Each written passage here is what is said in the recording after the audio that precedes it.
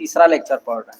जो लोग हमारे चैनल पे नए हैं वो हमारे चैनल के यूट्यूब चैनल पे जाएं और वहाँ प्लेलिस्ट से जाकर प्राचीन भारत के लेक्चर 1 है ना, लेक्चर 1 और लेक्चर 2 आप देख सकते हो। ये लेक्चर 3 है।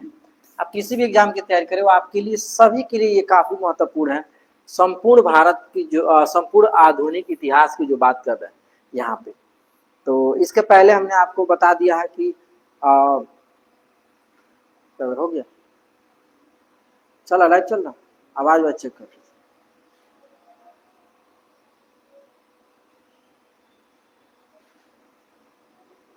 इसके पहले पूरी लेक्चर जो है मैंने आपको लेक्चर 1 लेक्चर 2 में करके बता दी थी। चलिए आज हम लोग पढ़ने वाले लेक्चर 3 की जो बात कर रहे हैं यहाँ पर। जैसे आज हम लोग पढ़ने वाला आंग्ल मैसूर संघ है ना, मैसूर संघर्ष। आंग्ल मतलब हो गया, क्या हो गया, ऊपर ऊपर कट, कौन वाला कट, कैमरा अपना सही कर लो ना, हो जाएगा।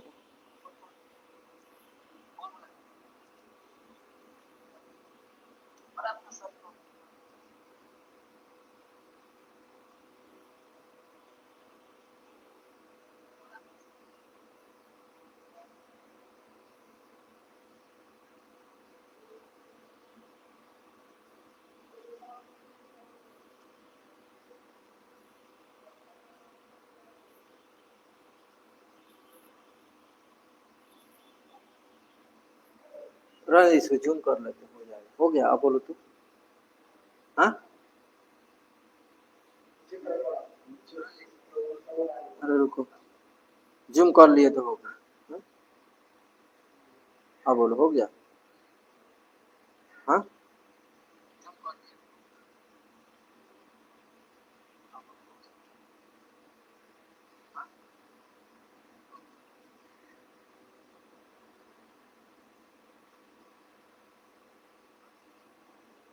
हो गया। हाँ,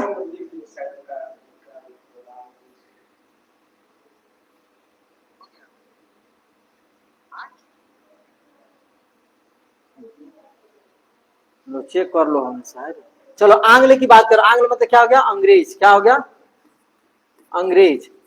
और मैसूर मतलब क्या हो गया, कर्नाटक की जो बात हो रही है ना। यानी कहने का मतलब है कि आंग्ल मैसूर युद्ध की जो बात करें, आंग्ल मैसूर युद्ध कितने हुए थे, 4 हुए थे। लेकिन 4 की जो बात करें उसके पहले 4 कौन कौन हुए थे उसके पहले की घटना बताएंगे। पहले वो चारों जान लो।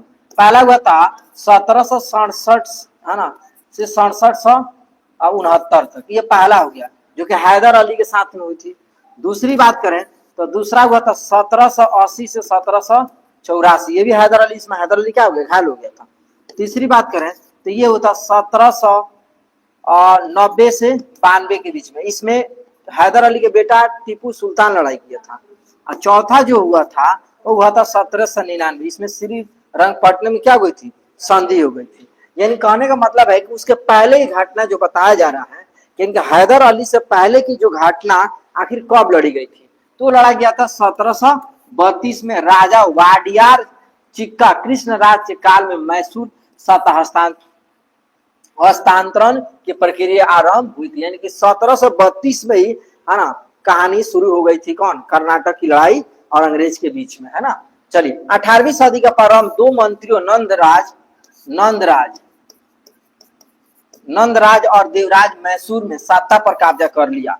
यानी कि 18वीं सदी जब आया था तो उस समय मंत्री जो थे नंदराज और देवराज ने क्या किया, मैसूर यानी कर्नाटक में क्या कर लिए, कब्जा कर लिए थे अपना। तो चलो यहाँ देखो, हैदर अली ने अपनी जीवन की एक घुड़सवार के रूप में आरंभ किया था। हैदर अली की जीवन कैसी थी, वो एक घुड़सवार था, क्या था, है ना, घुड़सवार। सब पूछा कि हैदर अली क्या करता था, तो एक घुड़सवार था। लेकिन साथ में क्या हो कि एक शासक भी था, उसे घुड़सवार का बड़ा ज्यादा शौक था। और उसके समय क्या हो गई कि कर्नाटक युद्ध पहली बार हो गई थी 1799 1767 और 69 के बीच में, ठीक है। तो चलिए, किंतु 1761 में वो मैसूर वास्तविक शासक बना था। देखिए वो कब बना था, 1761 में मैसूर के यानी कर्नाटक क्या बन रखा, राजा बन गया था। अब 1761 की बात करें तो 1761 में पानीपत की तीसरी लड़ाई हुई है। कौन लड़ाई हुई है, पानीपत की तीसरी लड़ाई हुई है। तो लगे हाथ याद। चलिए अब पूछा जाएगा एग्जाम में कि हैदर अली कर्नाटक के कब राजा बना था? 1761 में। हैदर अली किसकी शौक था, किस चीज का शौक था? हाँ, घुड़सवार का शौक था। किसका? घुड़सवार का शौक था। समझ में आ रही बात? चलो ध्यान से देखते चलो। हाँ जल्दी। हाँ अब ये पहले देखो, कैमरा में ध्यान से देखो, ये दिख रहा है ये ऊपर सब? फ्रांसीसी की सहायता से हैदर अली डिडुंगुल दिख रहा है? हाँ हाँ मतलब दिखना चाहिए, नहीं तो पता चल रहा है कि नीचे का लाइन ऊपर का लाइन कट जा रहा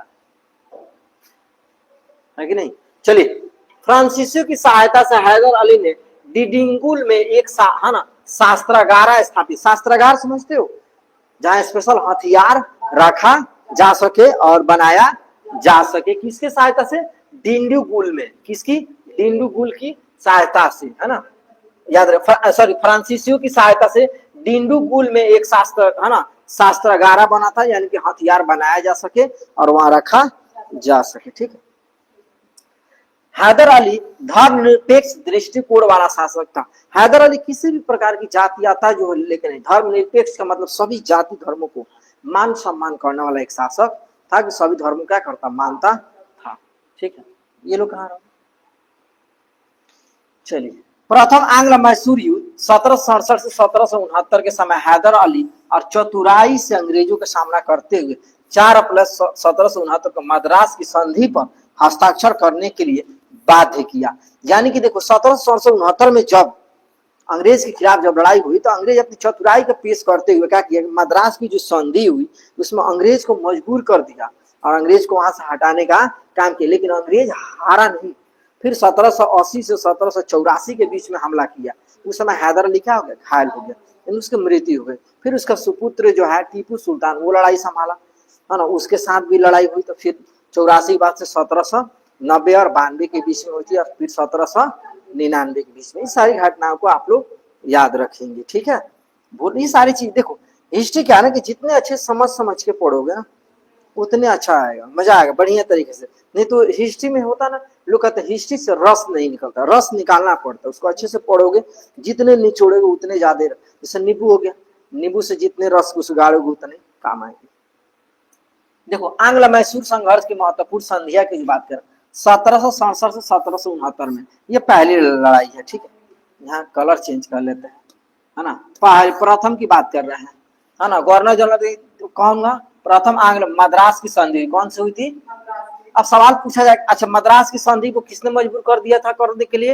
हैदर अली ने, है ना, मजबूर कर दिया, जिसके वजह से वो लोग हार। तो याद रखिएगा, प्रथम आंग्ल मैसूर की जो लड़ाई हुई थी उसमें मद्रास की संधि हुई थी।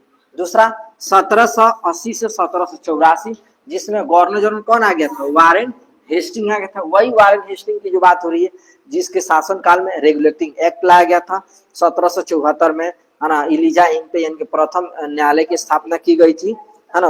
वही वारेन हेस्टिंग की बात हो रही है, जो कि बंगाल का पहला गवर्नर और गवर्नर जनरल बनकर आया था। वही वारेन हेस्टिंग की बात हो रही है, जिसके ऊपर अंग्रेज सरकार द्वारा क्या क्या महाभियोग लगाया गया था, उसके ऊपर कानूनी दायरे में पेश किया गया था। चलिए याद रखिएगा, इसमें है ना मंगलोर, मंगलोर होगा, क्या होगा? मंगलौर। ठीक है, किसका? मंगलौर की संधि हुई थी। किसका हुई थी? मंगलौर की, याद रखिएगा, बंगलोर नहीं, मंगलौर। हाँ, तीसरा बात करें तो 1790 से 92, उस समय लॉर्ड कॉर्नवालिस आ गया। चलो लॉर्ड कॉर्नवालिस की बात करें, लॉर्ड कॉर्नवालिस 1793 में क्या किया था? स्थायी बंदोबस्त लेके आया गया, पुलिस के जन्मदाता कहा गया था, है ना, ये चीजें। और दास प्रथा, दास, है ना, दास प्रथा क्या किया था? रोक लगा दिया था कि भाई दास नौकरों को एक जगह से दूसरे का भेजने वाला काम मत करिए। उस समय संधि किसकी हुई थी? श्री रंगपट्टनम की संधि हुई थी। चौथा बात करो तो चौथा की बात करें तो 1799 से 1799, थोड़ा गलती टाइप हो गया है, 17 से क्या चीज 99 में लॉर्ड बेलेजली था। कौन था? लॉर्ड बेलेजली। और इस समय श्रीरंगपट्टनम की संधि के साथ साथ क्या हो गया? यहाँ फाइनल क्या गया? मैसूर की संधि हो गई। ठीक है, फाइनल कर्नाटक में क्या कर लिया वो लोग? अपना अधिकार कर लिया उसको। ठीक है, याद रखिएगा। तो कितने लड़ाई हुई थी बाबू? 4। ये दोनों मिल, ये कौन लड़े थे? हैदर अली। कौन लड़े थे? हैदर अली। तो पहला और दूसरा में हैदर अली थी, और तीसरा में चौथा में कौन थे, तो टीपू सुल्तान। ठीक है, याद रखिएगा। ठीक है, चलो आगे बात करते हैं। नोट्स बनाए? हाँ, बना रहे हो नोट्स? बनाया करो नोट्स। चलिए, दिख रहा है जी?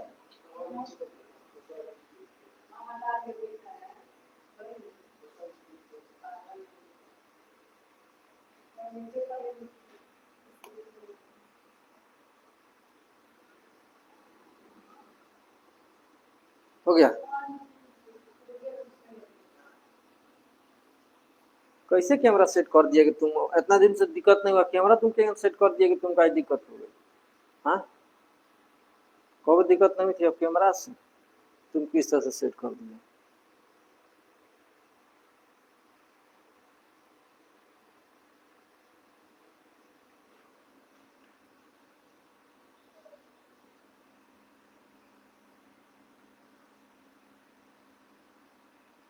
अब देखो तो,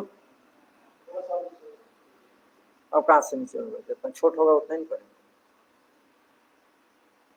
बोलो।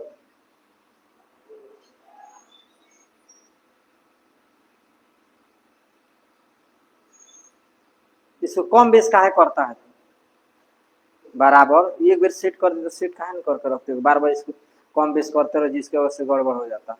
हाँ, एक बार सेट हो गया कि उतने पर खाली कैमरा रख के चालू करो। अब इसको बार बार इसको कम करता है बराबर। अब हो गया सही?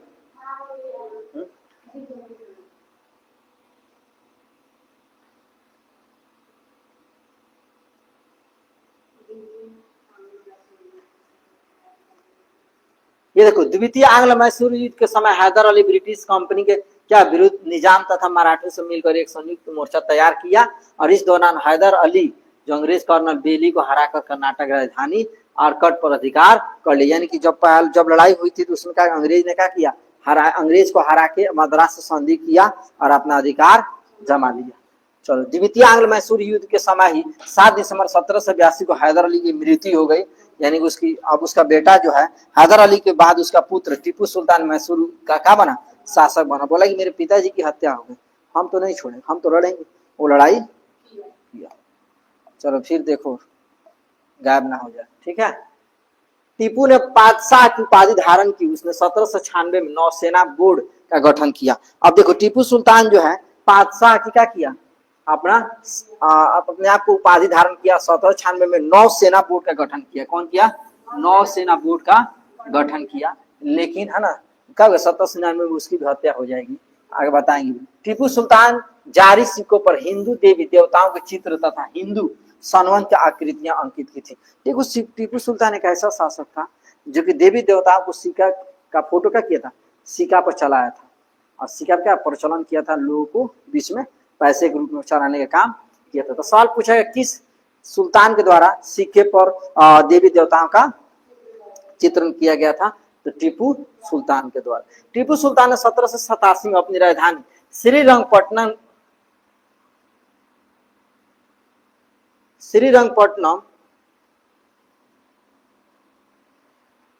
देखो, अपनी राजधानी श्रीरंगपट्टनम में फ्रांस और मैसूर के मंत्री का प्रतीक स्वतंत्रता का वृक्ष लगवाया और फ्रांसीसी क्रांति से प्रभावित होकर जैकोबो क्लब का सदस्य बना। यानी कि देखो, टीपू सुल्तान जो 1787 में, यानी कि जब द्वितीय विश्व युद्ध की जब लड़ाई किया था, विश्व युद्ध कर द्वितीय जब अंग्रेज के साथ जब लड़ाई किया था, उसके बाद से 1787 में क्या किया, अपनी राजधानी श्रीरंगपट्टनम में स्थापित कर दिया था। ठीक है,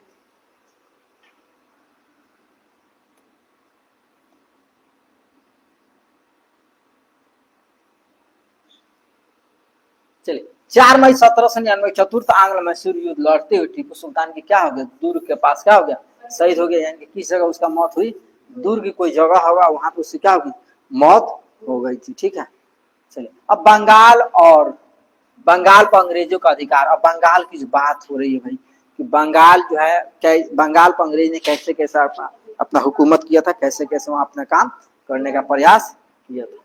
ठीक है, उत्तर मुगल काल में बंगाल सर्वाधिक समृद्ध प्रांत था। यानी उत्तर मुगल काल में बंगाल जो बहुत ज्यादा समृद्ध था, मतलब बहुत ज्यादा उसका फैलाव था, वहां पे लोग क्या सुखी संपन्न से रहते थे, वहां पे ज्यादा खेती बाड़ी होती थी, तो बंगाल के लोग बहुत ज्यादा हैप्पी थे, वहां किसी प्रकार की दिक्कत परेशानी नहीं थी। बंगाल का प्रथम स्वतंत्र शासक मुर्शिद कुली खां तथा उसके उत्तराधिकारी सुजाउद्दीन और अली वर्दी के समय बंगाल इतना अधिक संपन्न हो गया कि इसे भारत का स्वर्ग कहा जाने लगा। यानी कि देखो, बंगाल का प्रथम स्वतंत्र शासक मुर्शिद कुली खां और तथा उसके उत्तराधिकारी सुजाउद्दीन और अली वर्दी के शासनकाल में बंगाल इतना विकसित हो गया कि लोग उसको स्वर्ग कहते थे। क्या कहते थे? स्वर्ग। हाँ, भारत का स्वर्ग। मतलब क्यों? ये स्वर्ग क्यों कहा जाता है? जहाँ पे सारी सुविधाएं हो, बढ़िया से लोग रहते हैं, शांति, तो लोग क्या कहते हैं? स्वर्ग कहते हैं, है ना। ऐसे तो लोग कहते हैं कि आप अच्छे कर्म नहीं करते हैं तो आप स्वर्ग में नहीं जाएंगे।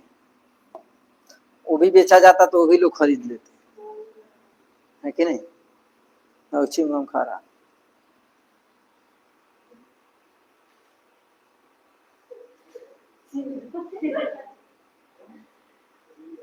चलो, अली वर्दी खान ने यूरोपियों की तुलना मधुमक्खियों से करते हुए कहा कि यदि उन्हें न छेड़ा जाए तो शहद देंगे और यदि छेड़ा जाए तो काट काट कर मार डालेंगे। अली वर्दी ने कहा भाई यूरोपियों से कहा कि यूरोपियो, अगर तुम मुझे ना छेड़ो तो हम तुम्हें इसका देंगे, शहद देंगे। अगर मुझे छेड़ा तो मैं तुझे काट काट के क्या कर देंगे। यानी कहने का मतलब होता नहीं कोई कि भाई हम शांत है तो हमें शांत रहने दीजिए, हमें ज्यादा परेशान मत करिए, शांति से रहिएगा, जो मांगिएगा दे देंगे। लेकिन अब बदतमीजी पाइएगा, गलत व्यवहार करिएगा, धमकी दीजिएगा तो अब छोड़ेंगे नहीं। एक जिदपन की बात है। तो अली वर्दी देखो ऐसे व्यक्ति था, वाह, शेर जैसा दहाड़ लगा ना। यूरोपियों को बोला काट कर क्या कर देंगे, मार डालेंगे। 10 अप्रैल 1756 को सिराजुद्दौला सिराजुद्दौला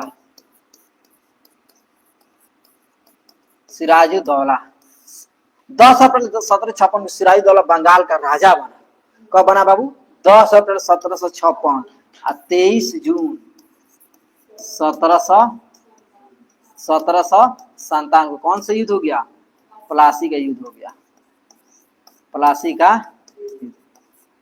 ठीक है, 23 जून 1757 कौन सी युद्ध हो गई बाबू? प्लासी का युद्ध हो गया। किसके कारण? तो एक मीर जाफर के कारण। किसके साथ? तो सिराजुद्दौला और रॉबर्ट क्लाइव के बीच में हो गया था। ठीक है, देखिए ब्लैक होल की घटना। ब्लैक होल का मतलब क्या हो गया भाई कि ये सब जितने अंग्रेज आए थे सबको क्या किया गया था? काल कोठरी में बंद कर दिया गया था। देखो कितना आया था, 146 अंग्रेज आए थे, जिसमें है ना लगभग 23 व्यक्ति क्या गए थे, जीवित थे, बाकी सब लोग मर गए थे। उसमें एक व्यक्ति था, उसका नाम था हॉलवेल। क्या नाम था? हॉलवेल, है ना। और हॉलवेल ने क्या किया था कि अंग्रेज के रॉबर्ट क्लाइव के साथ, किसके साथ? रॉबर्ट क्लाइव से। चलो इसकी कहानी फिर से रिपीट कर देते हैं। 10 अप्रैल 1756 को जब सिराजुद्दौला जब राजा बना, तो राजा बनने के बाद उसने राज्य में घोषणा कर दी कि भाई हमारे राज्य में कोई भी बाहरी व्यक्ति किसी प्रकार की व्यापार करने के लिए हमसे अनुमति लेगा तो बेचेगा कुछ भी, और नहीं अनुमति लेगा तो हमसे कुछ भी खरीद बिक्री करने की जरूरत नहीं। लेकिन 146 अंग्रेज हमारे भारत में आते हैं। 146 अंग्रेज हमारे भारत में आके क्या करते हैं? सामान को बेचने लगते हैं। जब बेचने लगते हैं, ये बात किसको पता चलती है कि किसको पता चलती है बता? सिराजुद्दौला को। बोला कि भाई सबको पकड़ के ला। वो काल कोठरी में क्या करता? बंद कर देता है। अब बंद करने के बाद से क्या करता है कि सब लोग की लगभग बहुत लोगों की मौत हुई। उसमें 23 व्यक्ति बचते। उसमें से एक व्यक्ति था जिसका नाम था हॉलवेल। हॉलवेल जो था ना यहाँ पर, है ना, चलो ये तो दूसरा उसी ब्लैक होल की घटना। हॉलवेल जाके रॉबर्ट क्लाइव से सूचना देता है कि रॉबर्ट क्लाइव देखो, हमारे 146 जो व्यापारी गए थे ना, सभी लोग की लगभग हत्या हो गई। वो गुस्सा में लेके 300 सिपाही लेके आता। कितना बाबू? 300 सिपाही। लेकिन इसके पास कितना सिपाही रहते हैं? ऑलरेडी सिराजुद्दौला के पास कितने सिपाही रहते हैं? 20,000 सिपाही रहते हैं। ये लेके आता है सिपाही और बोलता है कि मैं इसे मारूंगा। लेकिन जैसे पता चलता है भैया इसके पास 20,000 सिपाही हैं, 20,000 जब सिपाही हैं तो सोचता है कि मैं कैसे लड़ पाऊंगा। तो पता करता है कि इसका सेनापति कौन है। तो पता चलता है कि सेनापति उसके मीर जाफर है। कौन है? मीर जाफर। जब मीर जाफर की जब ये बात पता चलती है कि मीर जाफर है, तो ये जाके रॉबर्ट क्लाइव जाके उससे बोलता है कि कब तक जिंदगी भर तुम जो है सेनापति रहे, मैं तुमको राजा बना दूंगा। बोला कि राजा बना दूंगा? तो हाँ राजा बना दूंगा। बोला कैसे? तो मैं जो करने वाला हूँ उसको तुम शांति से करने दो, तुम रुको मत। बोला ठीक है करो। रॉबर्ट क्लाइव 300 सिपाही लेके जाता है, सिराजउद्दौला की हत्या कर देता है और नियम के अनुसार क्या बनता है, वो राजा बन जाता है। तो वही होती है। कब हत्या होती है, 23 जून 1757 को। वही चीजें यहाँ पर लिखा गया है। कोई दिक्कत? वाह, क्यों दिक्कत होगा, इसके पहले ऑलरेडी बने। देखो, प्लासी के 23 जून 1757 को अंग्रेज सेनापति रॉबर्ट क्लाइव बंगाल के नवाब सिराजउद्दौला के बीच में हुआ प्लासी के युद्ध में सेनापति मीर जाफर नवाब के साथ क्या किया, दागाबाजी किया, धोखेबाजी किया। और उस गद्दारी की वजह से क्या हो गया, मीर जाफर क्या किया, गद्दारी किया, तो सिराजउद्दौला की क्या हो गई, हार हो गई। देख लो, है ना। जिसे प्रसन्न होकर ईस्ट इंडिया कंपनी ने मीर जाफर को बंगाल में क्या बना दिया, राजा बना दिया। मीर जाफर, है ना, मीर जाफर को क्लाइव की गिद्दड़, है ना, गिद्दड़ कहा जाता था। क्यों? क्योंकि मीर जाफर को क्या बोला गया, गिद्दड़ बोला गया। क्यों बोला गया गिद्दड़? तो इसके पीछे सबसे बड़ा लॉजिक रहा। लॉजिक ये रहा कि भाई तुम मामूली से एक गद्दी के कारण अपनी राजा सिराजुद्दौला की हत्या करा दिया, भारत में अंग्रेजों को शरण देने की, है ना, शुरुआत करा दिया। अब वो लोग क्या यही नहीं सोचेंगे कि भाई हम लोग पहले यहाँ व्यापार करने के लिए आते थे, यहाँ पर कुछ दिन रहते थे, चले जाते, तो अब हमको तो यहाँ शासन व्यवस्था करने की अनुमति मिल गई है। तो ये आपका क्या हो गया, किसको गिद्दड़ कहा गया बाबू, मीर जाफर को। अब क्या होगा, मीर जाफर राजा बनेगा, फिर मीर जाफर से किस भागा दिया जाएगा, कौन बनेगा, मीर कासिम। मीर कासिम अपना उल्टा सीधे कानून लगाएगा अंग्रेज को भागने के लिए। अंग्रेज सोचेंगे अरे ये क्या, तो अंग्रेज फिर क्या करेंगे, मीर कासिम को हटा के फिर मीर जाफर। अब वही मीर कासिम क्या हो जाएगा, गुस्सा हो जाएगा। अब गुस्सा होने के बाद क्या करेगा, बदला लेगा 1764 में 3 राजा के साथ, शाह आलम द्वितीय और सुजाऊ दौला के साथ मिल के। लेकिन क्या करता है वो, बक्सर के युद्ध में क्या करता है, उस समय हेक्टर मुनरो हरा देता है। और 1765 में इलाहाबाद की संधि, बिहार की संधि, उड़ीसा की संधि हो जाती है। कहाँ थे आप लोग?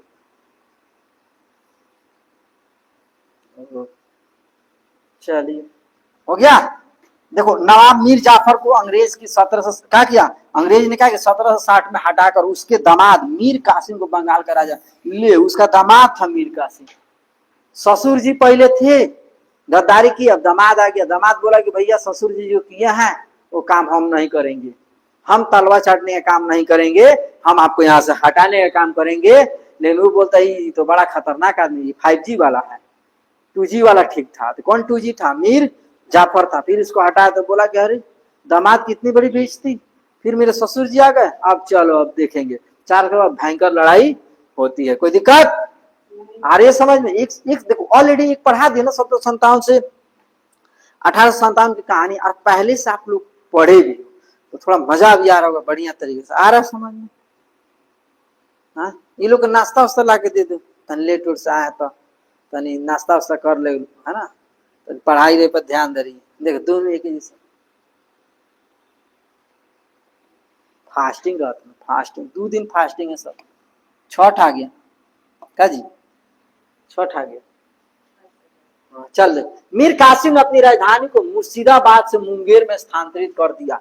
मीर कासिम जैसे अपनी राजधानी को मुर्शिदाबाद से कहां भेज दिया, मुंगेर। अंग्रेज को बड़ा गुस्सा है, बोला तो इधर उधर जरूर करेगा, हटाएगा। देखो, बक्सर के युद्ध 1764 में अंग्रेज और मीर कासिम के बीच में हुआ, जिसमें मीर कासिम के साथ साथ औध के नामा सुजाउद्दौला और मुगल के सम्राट शाह आलम द्वितीय ने साथ दिया था। मैंने बोला था ना कि 1764 में जब बक्सर की युद्ध हुई, क्यों युद्ध हुआ, क्योंकि ये जैसी अपनी राजधानी मुर्शिदाबाद से कहा मुंगेर शिफ्ट किया, अंग्रेजों को हटाने के लिए नियम कानून लगाने लगा। अंग्रेज को लगा कि भाई तो गड़बड़ हो रहा है, हम ही को हटाने के लिए लग गया, हमको अब कुछ करना चाहिए।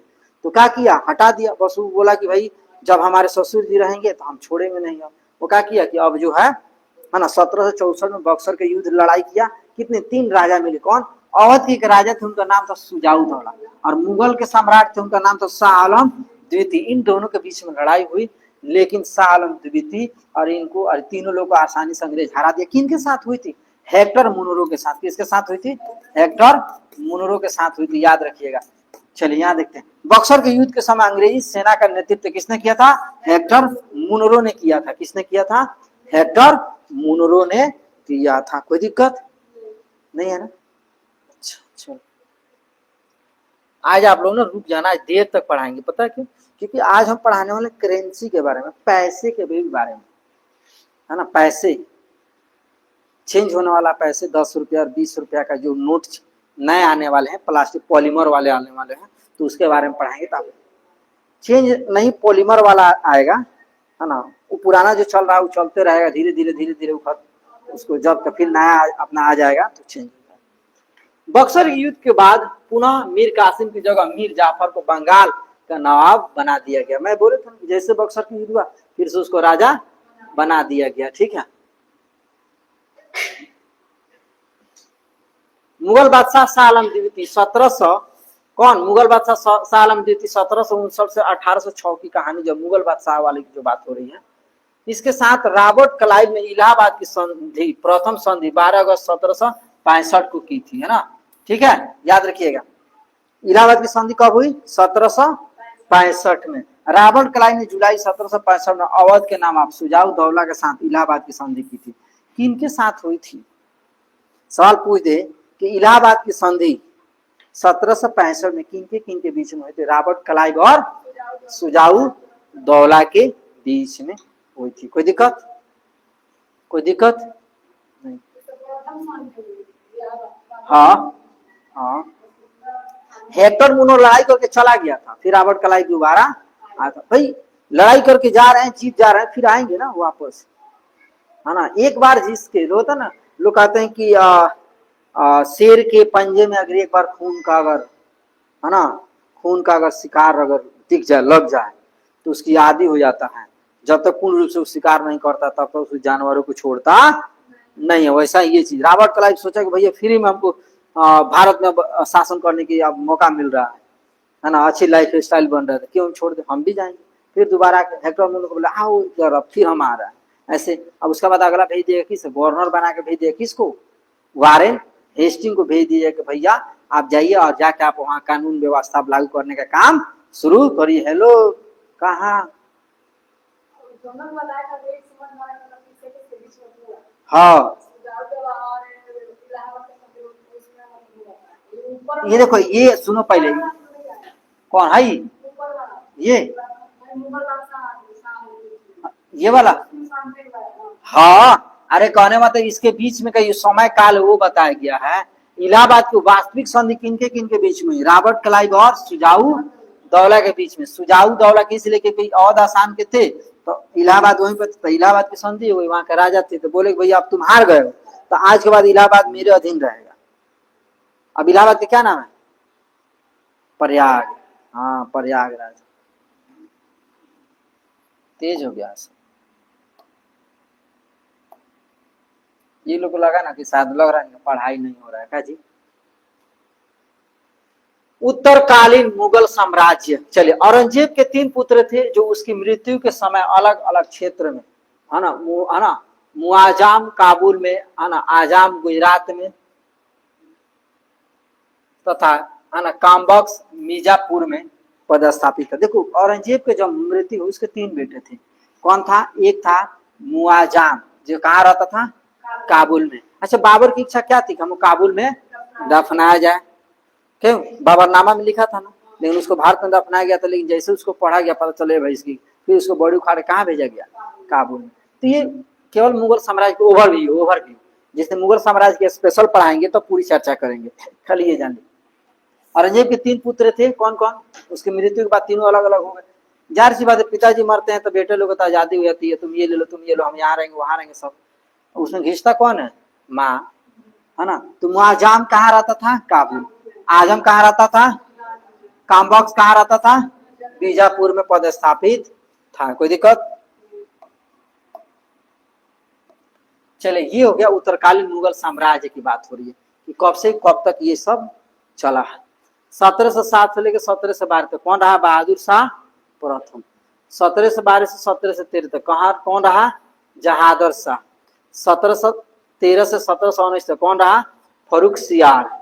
1719 से लेकर 17 कौन रहा? मोहम्मद शाह। मोहम्मद शाह रंगीला नहीं, मोहम्मद शाह रंगीला दूसरा। 1748 1754 कौन रहा? अहमद शाह बहादुर। 1754 से 1759 आलमगीर द्वितीय। 1759 से 1806 कौन? शाह आलम द्वितीय। 1806 से 1837 कौन रहा? अकबर द्वितीय। और अकबर नहीं, अकबर द्वितीय। अकबर तो तुम्हारा 1556 में ही उसकी मौत हो गई थी, कैसे? सीढ़ी से गिर कर। तो अकबर द्वितीय नाम के नाम था, तो नाम पहला हो गया, दूसरा, तो दूसरा का मतलब कि एगो उसके पहले वो नाम है, तो दूसरा हो गया। ठीक है, 1806 से 1837 अकबर द्वितीय। 1837 1857 कौन? बहादुर शाह जफर द्वितीय। यही है बहादुर शाह जफर कौन? द्वितीय, जो कि मुगल वंश के अंतिम शासक है, याद रखिएगा। सवाल पूछे थे मुगल वंश का अंतिम शासक कौन रहा? बहादुर शाह जफर द्वितीय। कोई दिक्कत? ये तो शासन काल है।